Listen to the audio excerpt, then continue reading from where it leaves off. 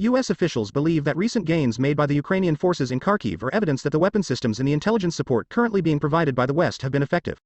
Therefore, officials do not think there is any need for a dramatic shift in the strategy, at least in the short term, even if the Ukrainians have been requesting the Pentagon for long-range missile systems and tanks, which they argue could help them sustain their offensive for longer, and hold on to the recent territorial gains. The MGM-140 ATACMS is a 610mm tactical ballistic missile manufactured by Lockheed Martin. It can be fired from the M142 HIMARS or the M270 MLRS, both of which Ukraine currently possesses and is using to fire M31, M31A1 guided MLRS, GMLRS rockets. These GMLRS rockets are stored in the launch pod container, LPC, which contains 6 rockets in total.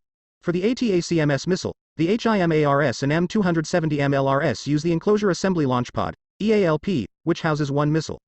The warhead of the ATACMS missile weighs around 227 kilograms, compared to the 90 kilograms warhead of a GMLRS rocket.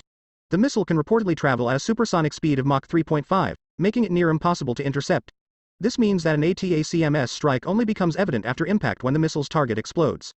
According to the Center for Strategic and International Studies, CSIS, the cost of firing each ATACMS is more than $1 million, though the system has been out of production for more than a decade. Compared to that, the GMLRS rockets, though not very cheap, cost only about $160,000 each and are still in production. Most importantly, the ATACMS can hit targets up to 300 kilometers, whereas the GMLRS rockets currently used by Ukrainian forces can only reach up to 84 kilometers. Such a long-range strike capability packed with a powerful punch will allow Ukraine to obliterate any high-value target inside Russia. The US is not keen to provide ATACMS to Ukraine, as the Biden administration considers it too escalatory. Russia had warned the Biden administration against supplying ATACMS to Ukraine. If Washington decides to supply longer-range missiles to Kyiv, then it will be crossing a red line and will become a direct party to the conflict, said the Russian Foreign Ministry's spokeswoman, Maria Zakharova, in a briefing on September 15. That said, the US has already made it clear that it will not provide Ukraine with ATACMS, as the GMLRS rockets currently being supplied to Ukraine forces are sufficient to meet their current operational needs on the battlefield. It's our assessment that the most relevant munitions for the current fight are the GMLRS. We have prioritized getting the Ukrainians the GMLRS they need, not only to hold in the east but may generate some momentum elsewhere in the country, said the U.S. Undersecretary of Defense, Dr. Colin Kahl, in a press briefing on August 24. It's our assessment that they don't currently require ATACMS to service targets that are directly relevant to the current fight, Kahl further added. We'll obviously continue to have conversations with the Ukrainians about their needs, but it's our judgment at the moment that we should be focusing on GMLRS, not ATACMS. However, the Biden administration has adopted an incremental approach to providing military aid to Ukraine, in some cases, later agreeing to send weapons that earlier it deemed too escalatory.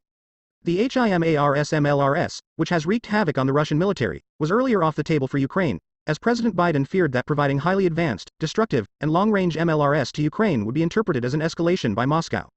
However, Washington later agreed to provide HIMARS to Ukraine after Kyiv gave assurances that it would not use the missiles to strike inside Russia.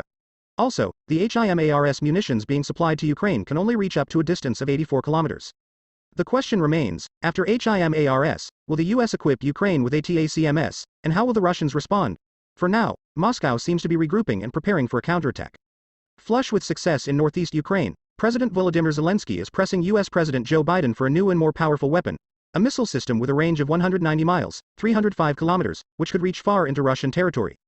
Zelensky insists to U.S. officials that he has no intention of striking Russian cities or aiming at civilian targets, even though President Vladimir Putin's forces have hit apartment blocks, theaters and hospitals in Ukraine throughout the war.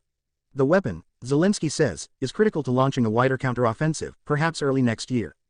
Biden is resisting, in part because he is convinced that over the past 7 months, he has successfully signaled to Putin that he does not want a broader war with the Russians, he just wants them to get out of Ukraine.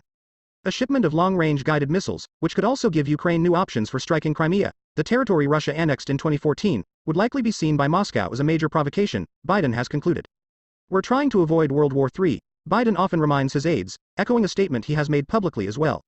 Senior aides to the president also say that when Biden asked the Pentagon in recent weeks how much the longer-range missile systems would help Ukrainian forces during the next stage of the war, he was told the benefits would be minimal.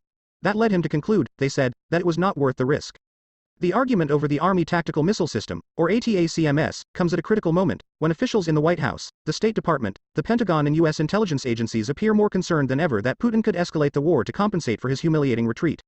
They do not know what form that escalation might take, but many of the options they are preparing for are bleak. More indiscriminate bombardment of Ukrainian cities, a campaign to kill senior Ukrainian leaders or an attack on supply hubs outside Ukraine, located in NATO countries like Poland and Romania, that are channeling extraordinary quantities of arms, ammunition and military equipment into the country. This account of the administration's effort to control escalation in the war is based on conversations with more than a dozen senior U.S. officials as they struggle to calibrate the next steps, hoping to build on Ukraine's advances without triggering a wider conflict. It comes as the Ukrainians have gained momentum and the Russians, for now, are still in disarray.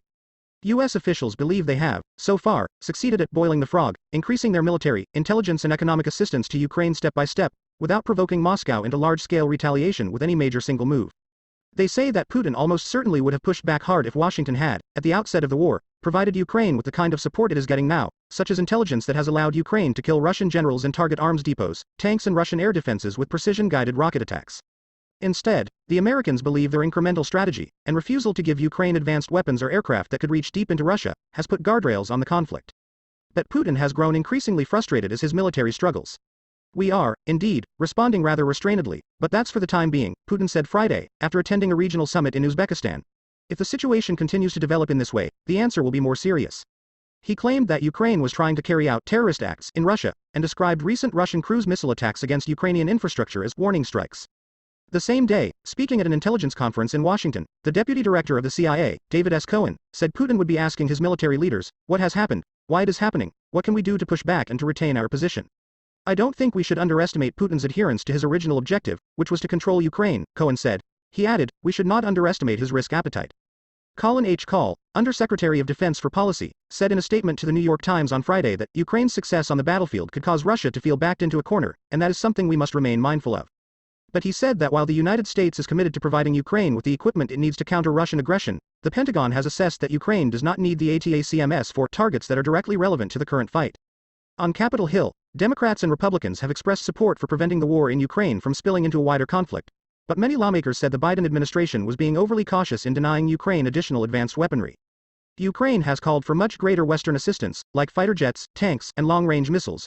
Although Zelensky has asked for ATACMS, the Pentagon has instead provided thousands of satellite-guided rockets and 16 high-mobility artillery rocket system launchers, or HIMARS, to fire them.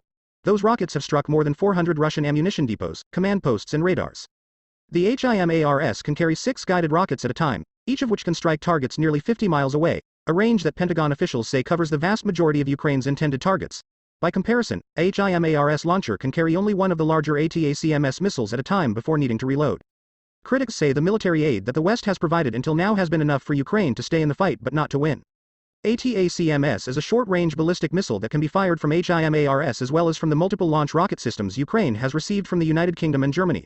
Modern ATACMS variants have a range of up to 300 kilometers, 186 miles, and carry a 500-pound unitary warhead, which means they can hit targets at well over 3 times the range of the guided multiple launch rocket system rounds Ukraine is already using to great effect, with a warhead approximately 2.5 times bigger. The additional capabilities provided by ATACMS would allow Ukraine to strike high-value targets farther behind the front lines with greater ease, frequency and effectiveness. The August 9 attack on Sake Air Base in Crimea, which damaged or destroyed roughly half the combat aircraft of the Black Sea Fleet's 43rd Independent Naval Attack Aviation Regiment, shows the potential of deep strikes against Russian forces and facilities. Striking air bases and ammunition depots used by Russian forces in Ukraine, including in Crimea, would degrade Moscow's ability to sustain its forces and oppose Ukraine's new counteroffensive.